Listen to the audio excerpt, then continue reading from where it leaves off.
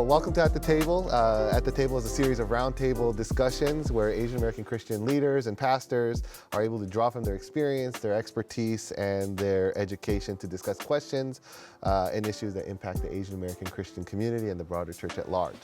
At the Table is a production of AACC, or the Asian American Christian Collaborative, which I have the distinct pleasure and privilege of being able to lead. My name is Ray Chang, and I serve as the president of AACC. I also lead an organization called the 10 by 10 Collaboration at Fuller Seminary, which is a youth discipleship initiative seeking to reach 10 million youth over the next 10 years in a collaborative effort. The conversation we are having today is around mental health and how we can flourish in our mental health. But before we dive in, I'm wondering if I can ask each of you to go around and introduce yourselves briefly and share a little bit about yourselves so that those hearing in can. I'm Tommy Dyo, and I've been in full-time Christian ministry since 1988. And so my students that I discipled originally are having kids that are graduating college now, which is a weird thing. I'm Vivian Mabuni, and I am a speaker, an author, podcaster, and have also been in ministry for 35 years, full-time ministry. I'm Wendy Lew Toda, and I am an artist and a poet and a coach and a facilitator. I work at the intersection of grief and joy and try and bring healing where I can. And don't we all need healing? Yes. Yeah. Well, so Tommy, you've been with Epic for quite a while, and with Crew. Epic 17 years Yeah. or so, and then before that with AACF for about the same amount of time, Asian American Christian Fellowship. And I've known these guys forever. So we have a long history together since high school days, just about, yeah. Yeah, just a few years ago. Yeah. Yeah. And then you're also with Crew, but With Family Life, with Family Life, okay. which is a division of Crew. Okay, with Family Life, but then you also lead Some Days Some Here, Days Here, yes, yeah. which is for Asian American, Pacific Islander American leaders, and it's a podcast as well as event. Y'all need to check it out. In 60 seconds or less, I'd be curious if we can start with this question. What does flourishing mean to you? I think of that Jeremiah 17 tree, because it's not just, like anyone can flourish in ideal circumstances, but where are we at when the heat's coming and when we're fearing the drought and things are tough? So the flourishing really happens down deep. It's a root thing. And the fruit stuff we see, that's part of it, but it's not the whole thing. And that can't happen if this doesn't happen. I love that, Wendy. Yeah. I was actually thinking the same exact verse. So Jeremiah 17, 7 and 8. Blessed is the man who trusts in the Lord and whose trust is the Lord. He'll be like a tree planted by streams of water. And I think that there is definitely something to be said about fruit as a byproduct, but we tend to think of flourishing as just always fruitful. So I would define flourishing as more health, like a healthy human, a healthy tree, just health, and then the seasons will bring about the actual fruit of flourishing. But I think of health when I think of flourishing. Wow. We're all agricultural in our responses. I was pondering that too, and a lot of times we think of flourishing as this always growing, always doing really good, and happy, joy, but it's not. I think for me, when I was thinking about flourishing, it's actually seasonal, as you were talking about. Fruit is not always on the tree. It's seasonal, and sometimes the tree loses its leaves and looks dead, but it's still flourishing. We just don't see it yet in this season. So to me, it's very seasonal, and I think about when we're talking about this whole issue of mental health, I've had really dark times and really fruitful times. So yeah, seasonal. It's so good. Now, we're coming out of a pandemic. I think people still feel that. It's in our bones. It really feels like it's in our bones. We're coming out of some really difficult economic and political turmoil, socio-cultural challenges, relational struggles. I mean, I think for one of the things I've heard a lot throughout the pandemic and beyond was how it actually revealed how healthy or unhealthy marriages and relationships were. But in addition to that, we as Asian Americans also have distinct connections and intergenerational connections that really shape and impact us. So whether it's, 1-2 generations removed, or 7 or 8 generations removed if you're coming from more historic Japanese or even Chinese backgrounds or Filipino backgrounds. Because we're talking primarily around Asian American Christian flourishing, I thought we would zero in on this idea of the intergenerational dynamics that I think so many of our community members face in light of all the broader challenges that I just named and beyond. I'm curious, if you were to press into some of that, in what ways might some of the intergenerational dynamics, tensions, trauma, how might they impact our capacity to flourish, especially as descendants of immigrants or refugees or individuals whose parents, grandparents, great-grandparents endured traumatic historical events? So I'm thinking about my parents, who were basically children of the Korean War. And I mean, even just last week as I was talking to them, every time I see them, a little nugget comes out that I feel like I have to squeeze out of them because they don't want to talk about it. And as we are walking somewhere, they'll say something. Or actually, I took my dad to DC like a couple months ago, or a couple weeks ago, because I got this kind of really cool invitation to go to the White House and take my dad to the holiday party, who, as a first-generation immigrant, was like a really special treat for me and for him. Yeah. And we took a walk from the Washington Monument to the Korean War Memorial, or the Lincoln Memorial, and then to the Korean War Memorial. Yeah. And I'd been to that Korean War Memorial a lot of times. But as we walked there, I'm getting kind of emotional thinking about this, because it was, several things happened. One, he identified every piece of clothing article on the soldiers that were portrayed. He's like, I used that when in my training.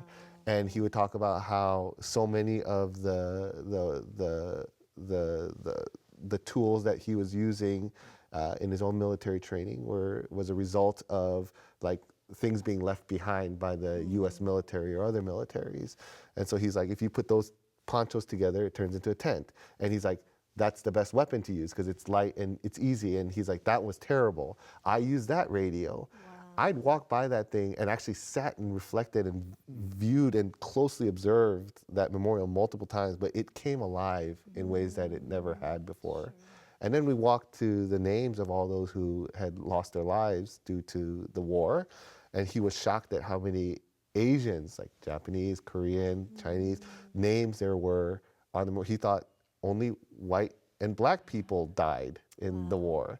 And so he was shocked at that. So for me, it was like a really kind of significant moment where he was telling me stories that deeply impacted him and had shaped him and shaped the way that he interacted with me and my sister and raised us, both in ways that demonstrated resilience, but also in ways that demonstrated a type of trauma.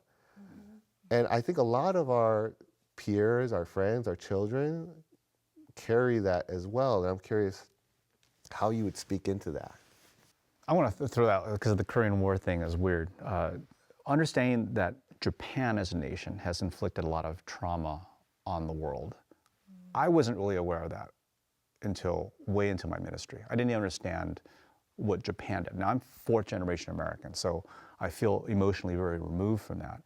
But studying that and how much trauma it's really weird how I identify with that, inflicted in that, it was odd, especially in Korea, or significantly in Korea.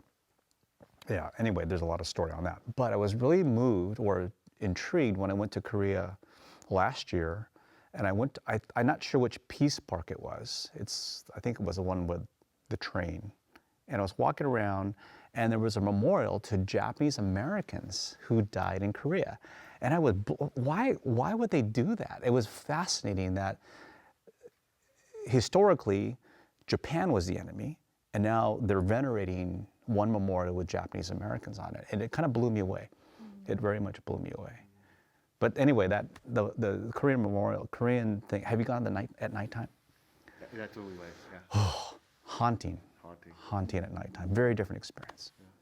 But anyway, thanks for sharing that. Yeah. Well, I think dovetailing off this idea of memorial, we we do well to remember.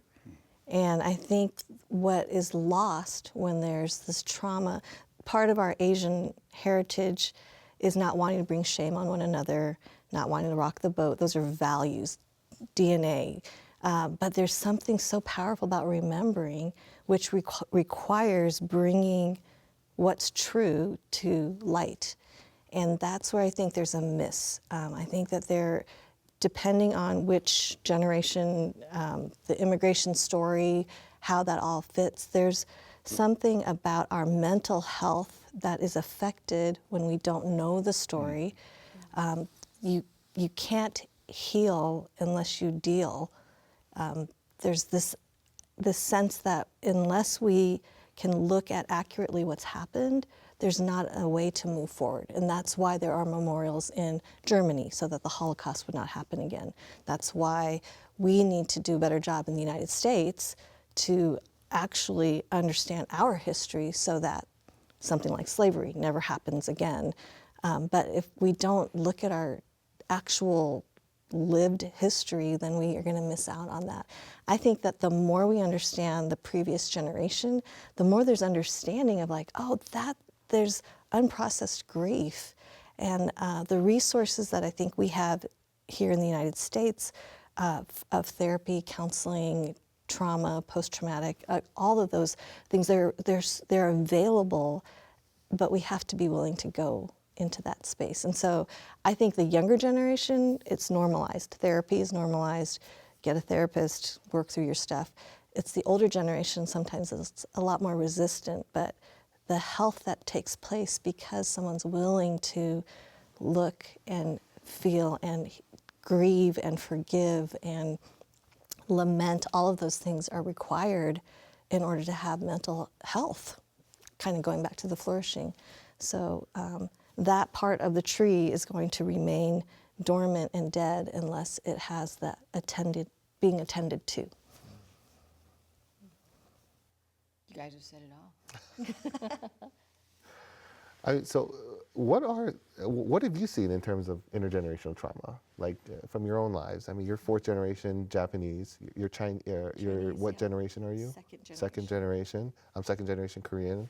I am second or third generation Chinese. Okay.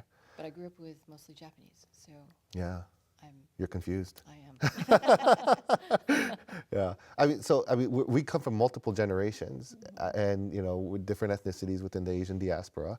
I'm curious how it plays out within the communities that you're familiar with. Whether you're Chinese and grew up in a Japanese community, or you're fourth generation Japanese. Like, how have you seen intergenerational trauma play out in the context that you were in? Silence. Well, all the stuff that we don't talk about, and we just, and it's seen as being polite, right? To just, not get your emotions all over everybody else, but we stuff it, and then it just does all kinds of strange things in us if we can't feel it, can't express it, don't have a place for it, and don't know how to receive it if someone were to do that with us. Because there's a lot of talk about be real, tell people how you're feeling, but then there's not a lot of training going on to say, okay, when someone does that, how are you there with them? How can you walk with them there in that place? Because otherwise what happens is people share and then they get dropped, and that's just really heartbreaking when that happens. But I think the silence piece is huge. And the shame, right? You don't want to shame your family, you don't want to air out your dirty laundry, but that's where we're real, and that's where God meets us, and we miss out if we can't go there ourselves, or we can't receive people in that place. What does that look like? So how do you, so, if we come from cultures where silence is norm, right?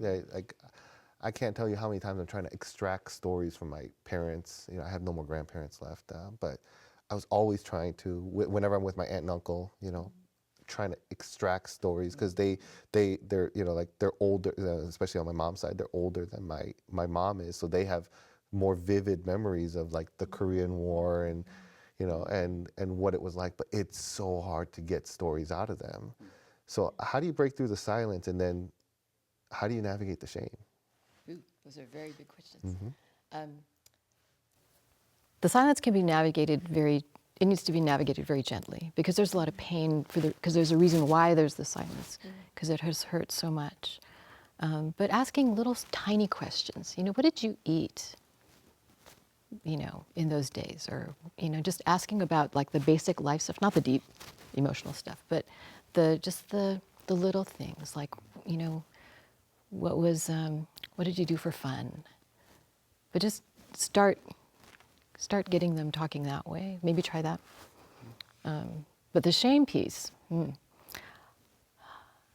that needs a lot of safety and a lot of permission, to be able to say, okay, I'm here to listen to you, no judgment. I'm not gonna criticize you. I'm not gonna try and fix you. I'm not gonna be here to solve your problems and give you advice. I'm just gonna listen. That can go a long way.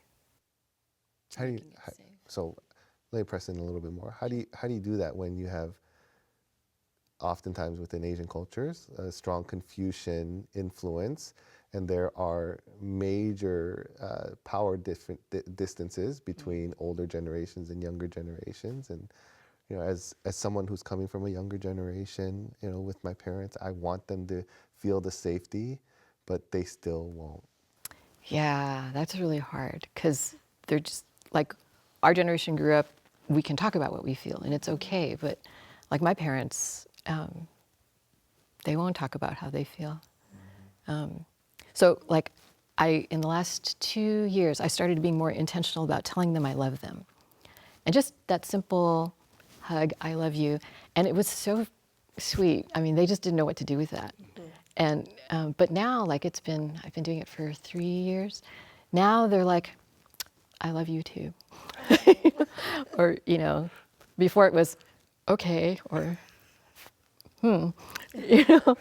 So sometimes it's just offering that love, and then just letting that go where it will, because there's stuff going on inside as you're saying that. Yeah, in that silence, there's good in that too. Yeah, it's almost like overwhelming, so it leads to more silence. Well, it can, yeah. I mean, it's kind of a lot to hear from one. I think you kind of mentioned like the intergenerational. It's hard because of the hierarchical. But if they get with their peers, there's a different conversation happening. So my father-in-law is very quiet, generally speaking, to us. And then we were in Hawaii with him, with his friends, and like it's a completely different person. And it was fun to be a kind of fly on the wall, just to hear them as peers talk. And there's a lot more stuff that was coming out on a peer, but when you have the hierarchical, it didn't come out as much. And so that might be something I don't know, maybe it's a key to our community. And when I do tours in Little Tokyo, we'll do the same thing where I'll have a mic on them and a video, and when they're talking laterally, oh my gosh, it's very, very vivid and spicy. So maybe, but we need to be there to witness it, but we might not be the ones to initiate it. Yeah. I would say too, one of the pieces that makes it challenging for our communities is sometimes there's a language barrier. So I grew up, my first language was Mandarin, but I probably have like a 5 or 6 year old level. So I don't speak with an accent. I can pass if I'm in a Chinese speaking country, but I can't access the deeper emotions. I don't know how to bring, like, my true heart is not expressed in Chinese. I can't access that. And I don't even have the understanding. If they were to speak on that level, I would not be able to understand what was going on. I can pull those out in English. So there's that additional, not only cultural piece and power differentiation, there's also often a language barrier that makes it challenging. I think that a practical thing for anyone who's wanting to move into identifying trauma is if we go first, it changes the dance. So whether we recognize the trauma that is from the war or from 2 wars ago or whatever, we are all impacted. And there's even studies that have shown that in India, like 3rd generation, if there was a famine, it's still affecting generations later, even though there's food available, that if we can be courageous and go first and begin to experience some more health, get therapy for ourselves, there's so many, I think we gain understanding when we can put language to our experience, and that just helps to really make those connections, and our health will benefit the health of others all around us. It's just a natural byproduct of seeking to be mentally healthy. So I would just say we begin with ourselves and trust that health will spill into the generation coming up and even to the generation before us. And I think that's brilliant to really have we could probably learn a lot more from our aunties and uncles than our parents, because they'll spill the tea.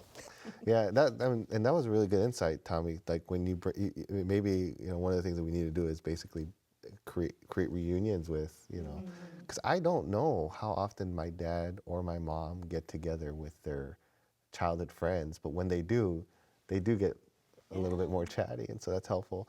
But going to what you were saying, Vivian, I do think that if we're to work on ourselves first, or if we're to find help first, what are some practical first steps that we need to take and consider, especially knowing the resistance, the cultural resistance, our own kind of internal resistance that we might face, and how do we get over those things or work through those things in order to become more resilient in the midst of facing our trauma, our grief, our challenges, especially the ones that we might not even be aware of because it was passed down intergenerationally, but it was never spoken of? Ooh, that's a good question. Well, y'all are saying so many great things. I'm just like, oh, that's a good thing. Let's pull that. No, I would love to hear from you, Wendy, with what you do as far as like practically with people trying to identify and heal through their own trauma, like practically. So I use color and paint often because they offer a way of expression that isn't language-based, and often typically trauma is not a word-based thing. It's something that's felt, it's something that's held in the body. And often if you have to talk about it again, it's like re-traumatizing. So if you can get it out in a way that is expressed, but then you don't have to talk about it, but it can still be tended. So often that's, and it's a kind of a combination of coaching and art making and teaching people how to paint in a little tiny eggshell, and guiding what they're thinking about as they're doing that, and letting them put their pain somewhere and get it exterior as opposed to just locked up inside. So there's lots of ways to do it. I think it's helpful, and this is where I would love to see more resources, and I love when I hear of Asian Americans who go to study therapy and counseling, because there is a respect of our heritage that informs how we deal with boundaries, for example. So my white brothers and sisters may say, you just need to have a boundary and you just don't go home. And it's like, good luck with that. You aren't coming from an Asian perspective. So there's a sense that we need to take some of these good principles, but also contextualize them to our culture.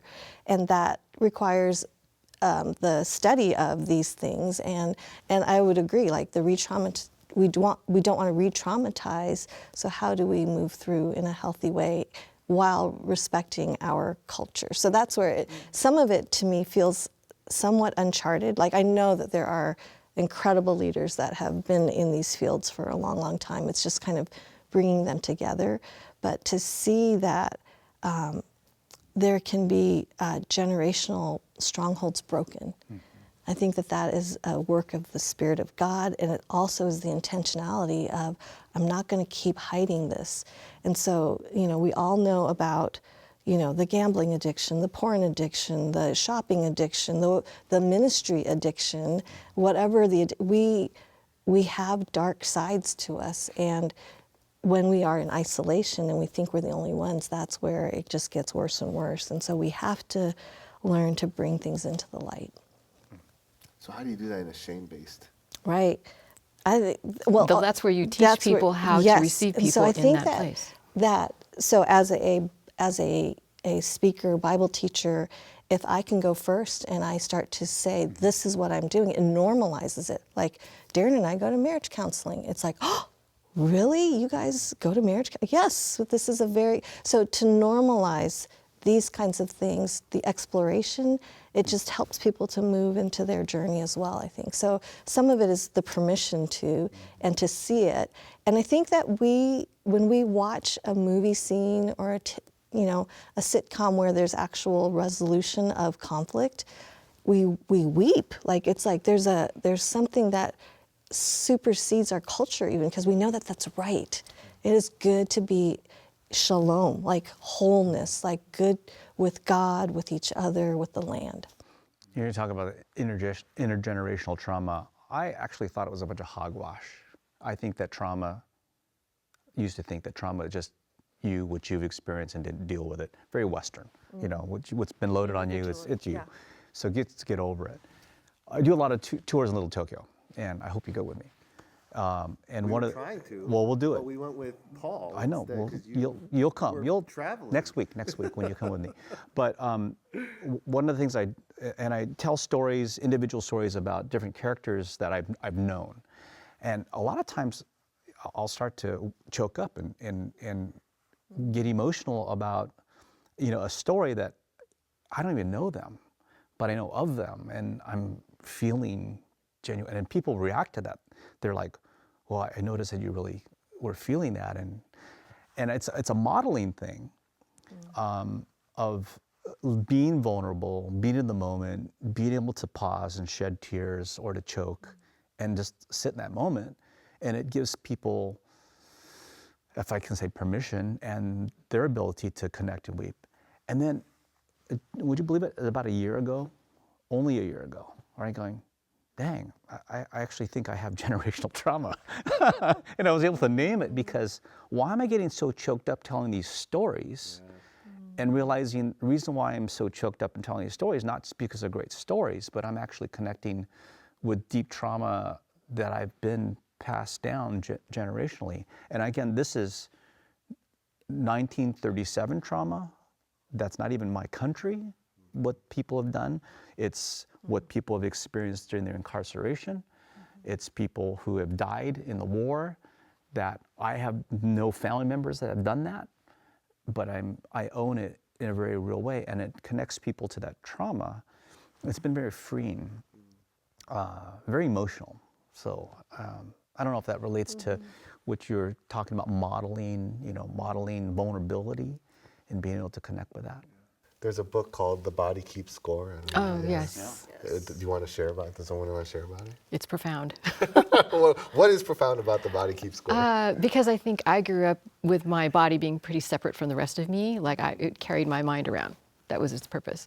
And to realize, like for myself in my personal experience, that I do hold trauma in my body, and that there are specific locations for it, and that the body just accumulates all of that if you don't unburden yourself, if you don't release it. And I think that it highlighted how it does, the generational piece is a part of that too. So what your parents went through somehow gets transferred to you, whether it was directly imposed on you or not. And so, I mean, to what you were saying, Tommy, I remember when the first time I heard that, during the Vietnam War, there were a host of Korean soldiers that went into Vietnam to fight, and they left a whole bunch of women pregnant, and I think like 30,000 babies were born without fathers, essentially, because they all went back. And I just wept. And I don't, like, my dad didn't go to the Vietnam War, I don't know of any of my relatives that went, but for some reason I just felt so not necessarily culpable, but I just felt the grief of what my people did to another people. And I just remember sharing this with like, you know, this, there was this, this college president of a white evangelical institution. We were having this like pretty robust conversation, and he basically said like, I don't understand this whole like, you know, like why we have to apologize for the sins of, you know, the like why are we like, why do we need to feel remorse or feel apologetic for, you know, for slavery? I didn't do it. My family didn't do it. And I'm like, oh, maybe not, you don't know. But, and I basically said like, there is a sense of corporate responsibility that we get passed on. So you might not be culpable or guilty for it, but you're responsible for the conditions that, you know, that are perpetuated through, you know, what we saw. And so we had this like, it was a very honest and significant conversation, and I had to bring up what I felt about Vietnam in order for him to get it. Did he connect it? I don't know. I hope he did, but because it's weird. Like I use the we statement about the trauma that Japan did in Asia in the 1930s. We, that's not me. Yes. I'm fourth generation. We moved in the 1800s. I mean, but I still feel a we. And I feel a we when we talk about trauma, what's been done to a Chinese American person. I feel a we there. This weird I think that's common for our community, is that weird sense of collectiveness and connectedness, that we cannot make an individual decision because it does affect who we are. That's a significant part of our theology and our church experience, both positive and negative, right? The we. And there, I mean, and in the Bible you see corporate repentance, right? You see this move, but for some reason it doesn't seem to get translated into kind of U.S. expressions of Christianity. So in terms of healing, especially around like issues of mental health and trauma and grief, are there any insights that we as Asian American Christians might be able to offer the broader church around collective grief or collective trauma or collective pain? What is our role in that? Are we supposed to pursue a collective healing? What does that look like?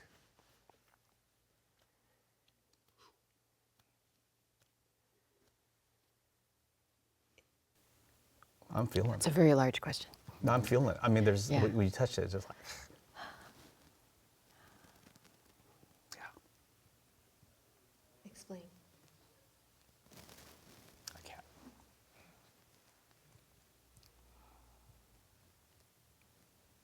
Maybe the most helpful thing we can do is to just do it amongst ourselves and then see where it goes from there.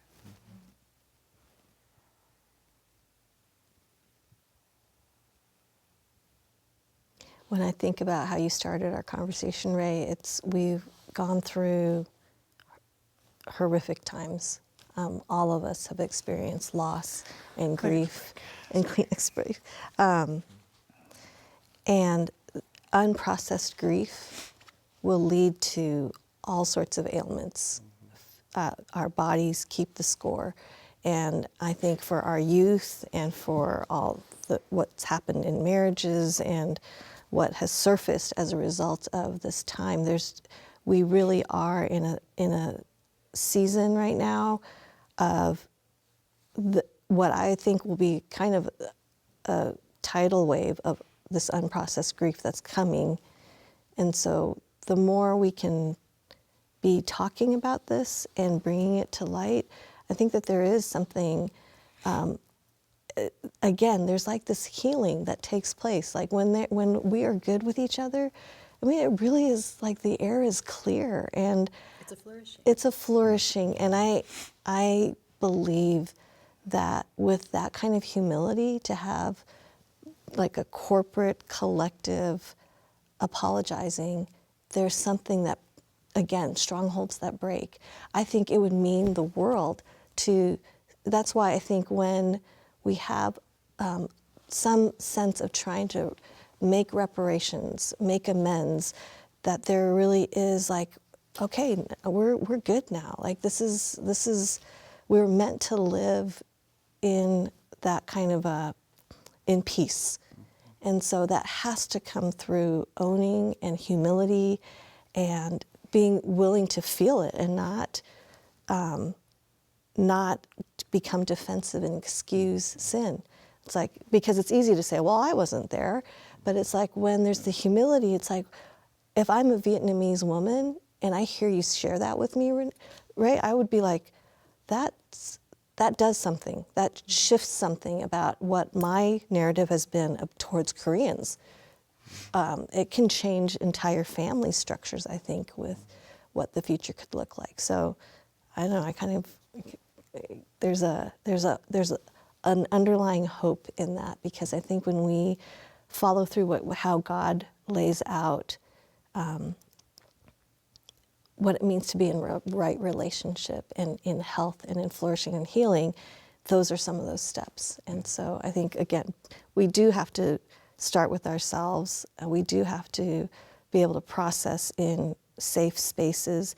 I am a huge proponent of the paid friend. Like, you know, you just spend the money and invest, and I will spend that money on everybody else, and I have a hard time taking it for myself. Like, but to really say, no, my mental health is going to be a priority. And sometimes I do that mental health work because of someone else, unfortunately, but I would like to move to the place where it's like, no, because as a valued daughter of the King, this investment into my mental health is worthwhile. So there's all of these things that spin around, but I think that the investment into mental health yields benefits that affect everybody and everything. That's so good. So my emoting just now, as I'm reflecting on it, is I've tried not to apologize for emoting. I just had a clinic break, but I don't say I'm sorry anymore for emoting, because when it comes, I just let it come. And you guys know me very well. I'm not like a very emotional kind of guy per se, but I don't apologize for it. And what I think that does is allows for other people to go there. Just, if you're feeling in the moment and on stage or whatever, and you're feeling it, a lot of people say, "Oh, I'm sorry," right? "Oh, excuse me, I'm sorry." Like, just let it go. Let those tears express something you can't do through word. So that's part of my mental health journey, is just allowing that to flow and not try to, stifle or to, we've shared a fair amount of tears together. That's so good. There's so much we can continue to dive into, but I guess in order to wrap this up, we deal with cultural, familial expectations that lead to our need for healing. There are personal issues, failures, rejection, difficulties around relationships, and then we have experiences around being discriminated against, prejudiced. Anti-Asian racism is a pretty significant issue, both subtly and overtly.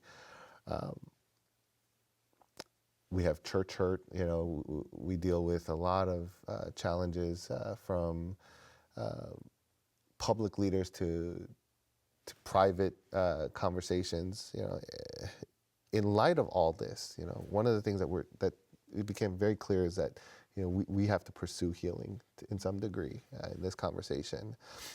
What is at least one or two practical steps that we can take, not just to survive then, but to thrive, to experience flourishing, and to experience a life of abundance in our workplace or in our mental health, especially our mental health within our families, and beyond. Especially as we reflect on the promises of Jesus in John 10:10, where he promises us a full and abundant life. What's something that people can take away from this?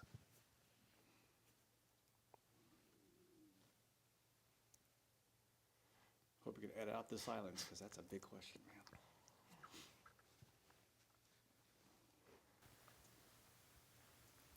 I would say don't be afraid of feeling your feelings, which is what Tommy was saying. To allow yourself to feel whatever you feel and just let it come and let it pass. Yeah, and to keep an eye on what, how you cope with your feelings. Like, what do you go to when you're feeling, when it's tough? And hopefully those will be your spiritual practices. But keep an eye on that. I think community is so key. They had a test, I think I read this article in some newspaper, but they had this test where there was a rat that had access to heroin-laced water. And it would just keep, whenever it wanted to, it would just go after the drug water. And then the people brought in more rats, and they left that heroin-laced water bottle, didn't ever move it, but that rat never went back because the rat was finally in community. And I think there's something to be said about, as much as there has been church hurt, that we really are, God has wired us to live out in community. So whatever is in secret is not going to heal on its own. It really needs to be attended to. So if there are marital issues, if there are, addiction issues, if there are, suicidal ideation, anything that is of that nature that falls under this realm of mental health, I think it's so important that we be with safe people and be in relationship with one another. And I think that's where Satan gets in there and lies. The power is in the lie, and the power is in this, you're the only one, and this isolation. So once we come in and feel our feelings, and if we have the courage to be able to share, like, actually, this is what's going on. We see it all the time in small groups. As soon as that first person shares something, instead of the prayer request like, oh, could you pray for my neighbor's ankle? As soon as it's like, hey, we are in some serious trouble here, our marriage is in trouble, it just changes the environment altogether. That's good. I think of the flourishing thing, when I alluded to in the very beginning, I think that some people's concept of flourishing is always growing, always growing, which is true, but I think seasons of growth is more flourishing in how I would define it. And so there will be dark times, there will be low times. The church will be in conflict and persecuted, and then there will be times where it grows, and then it'll retract, and it'll grow and retract. And hopefully over time, just being faithful to the Word, faithful to the community, there will be seasons of growth, and there will be seasons of cutting back and harvest. And I think just it makes a more realistic picture than always go, go, go, go, go, go. And we just need to have times of fallow fields to replenish. That's a good word. Before we end, do you want to share a little bit about? Yeah, what is that? So this is a perspecticle. It's a body of my work that talks about how we see or how we don't see. And this is a piece called Fearless Joy. And you can see the tops of the glasses are open because stuff's just busting out. And so this is like the outward fruit part of the flourishing, as I was thinking about today, where it's just this overflow. And this is also, if you can imagine this happening at the roots, this is what needs to happen at the roots too. There's that kind of overflow happening down below as well. So that's what these are about. Sprouting out beauty, joy, and color. Lots of Yeah, color. lots of color. And yeah, and like the tops of the glasses are open so that you're not contained. Thanks for sharing that. I almost touched it and broke it. I was like, I'm glad I didn't break it. Well, thanks for being with me. This is fantastic, and I think this is going to be a lot of fodder for people to think and apply into their own lives. And thanks for emoting without apologizing, and for modeling the way, and for sharing all their stories. And this has been At the Table. Very grateful for for my friends who have been with me. If you've been blessed by this, we encourage you to share it with others. If you haven't yet, check out all the other resources we have at the Asian American Christian Collaborative by going on our website at aachristcollab.com or asianamericanchristiancollaborative.com.